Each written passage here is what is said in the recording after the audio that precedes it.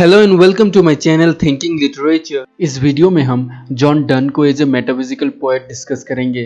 So let's jump into it. सबसे पहले हम जान लेते हैं कि मेटाफिजिकल पोएट्री किस तरह की पोएट्री को कहते हैं। मेटाफिजिकल पोएट्री के कुछ इंपॉर्टेंट कैरेक्टरिस्टिक्स की बात करें तो मेटाफिजिकल पोएट्री बहुत एब्रप्टली बिगिन होती है, यानी मेटाफिजिकल पोएम्स कोई भी आइडिया को लेकर अचानक से शुरू हो जाती है। मेटाफिजिकल पोएम्स बहुत कॉम्प्लेक्स होती है और इसमें पैशन और इमोशंस के साथ साथ इंटेलेक्चुअलिटी भी होती है। मेटाफिजिकल पोएम्स में कॉन्सेप्ट्स का बहुत इस्तेमाल किया जाता है।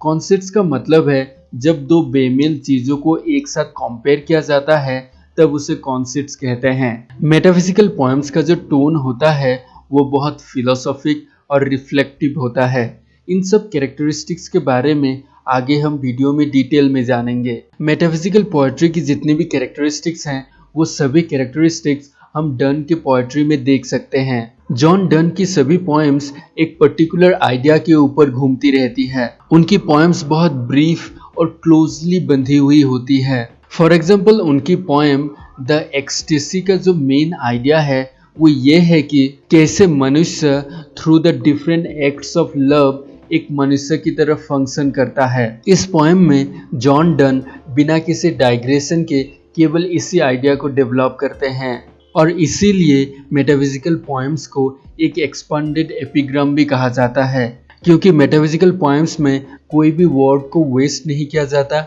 और किसी भी चीज को डिटेल में डिस्क्राइब नहीं किया जाता। कॉन्सेप्ट्स भी मेटाफिजिकल पोएट्री का एक इम्पॉर्टेंट कैरेक्टरिस्टिक्स है। कॉन्सेप्ट जैसा कि मैंने ऑलरेडी कहा उसे कहते हैं जब दो टोटली अनलाइक चीज़ों को हम एक साथ कंपेयर करते हैं। सभी मेटाफिजिकल पोएट्री में से जो सबसे फेमस कॉन्सेप्ट का एग्जाम्पल है वो है कॉम्पस का एग्जाम्पल, जो कि जॉन डन ने अपनी पोएम ए वैलेडिक्शन फॉरबिडिंग मॉर्निंग में यूज़ किया था। जॉन डन ने कॉम्पस की इस दो लेग्स के साथ दो लोवर्स को कंपेयर किया था। इस कॉम्पस में जो दो लेग्स है, इन दो लेग्स में से एक लेग फिक्स्ड है और एक लेग मूवेबल है और ये दो लेग्स मिलके एक सर्कल क्रिएट करता है, जो कि जहाँ पर शुरू हुआ था आखिर में जाकर वहीं पर ख़त्म भी हो जाता है, जो कि ये दर्शाता है कि जो एक लवर है चाहे वो अपनी काम की वजह से जितने दूर चला भी जाए आखिर में वो दो लवर्स एक हो ही जाते हैं।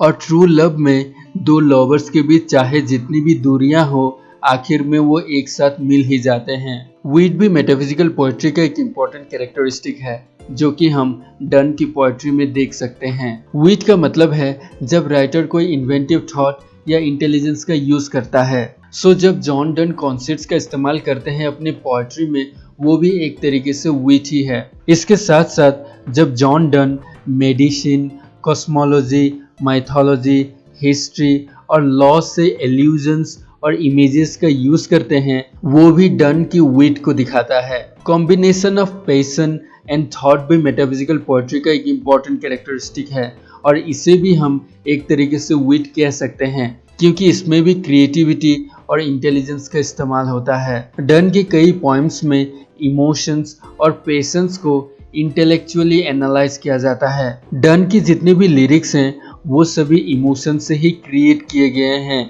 लेकिन उन सभी इमोशंस को डन मेयरली एक्सप्रेस नहीं करते बल्कि उन इमोशंस को डन प्रॉपरली एनालाइज करते हैं। फॉर एग्जाम्पल डन अपनी पोएम ए वैलेडिक्शन फॉरबिडिंग मॉर्निंग में ये प्रूव करते हैं कि लवर्स को बिछड़ने से भी दुखी नहीं होना चाहिए। उनकी पोएम द कैनोनाइजेशन में वो कहते हैं कि लवर्स लव के सेंट्स या संत हैं। उनकी पोएम द गुड मोरो में डन कहते हैं कि लवर्स बेस्ट पॉसिबल हेमिस्फायर्स हैं जो कि इस वर्ल्ड को कंप्लीट करते हैं।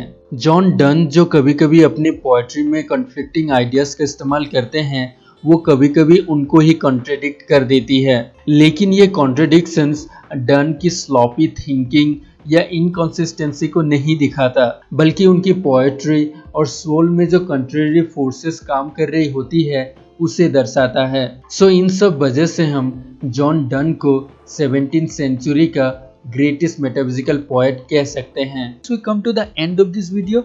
अगर आपको वीडियो अच्छा लगा तो लाइक कीजिए, अगर अच्छा नहीं लगा तो डिसलाइक कीजिए और अगर नए हैं तो सब्सक्राइब कीजिए।